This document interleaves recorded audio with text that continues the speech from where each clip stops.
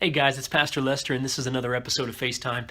I was recently doing a forum for a group of high school students here in the area on the subject of success.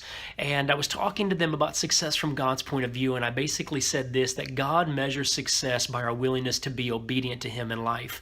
And boy, what a true statement, guys. I mean, here's the deal. At the end of the day, the culmination of everything we say we believe about God, what makes us up as Christians, guys, is obedience. If we're unwilling to be obedient to God in our everyday living, then it's really hard for us to even call what we have with God a relationship. We may have an understanding of God. We may even have an affection for God. We may even love the ideal of God. But unless we're willing to be obedient, Jesus says that the measure of love is obedience. If you love me, then you'll obey my commands, John chapter 14. And then he says in John chapter 15 that if you obey, you'll remain in my love. And I gave them three things, guys, to help them understand this concept of obedience, but more specifically, to work their way into a place of obedient living. Number one, we have to practice listening. This is key here, man. And I use the word practice intentionally because we're oftentimes afraid to practice in the church because we're afraid to be wrong.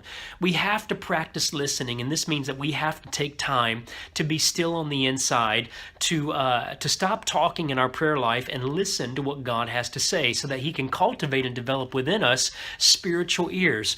The second thing that we have to do is we have to practice responding. That means we have to speak back to God. At some point, when we hear God speak, or when we believe we hear God speak, which takes faith to do, again, that takes faith to acknowledge that an unseen God has spoken to you, we have to then practice a response, meaning we've got to talk back to God, acknowledge what God has said. And this, ladies and gentlemen, eventually leads us into the practice of obedience. This is key. Three simple truths: practice listening, practice responding, practice obeying.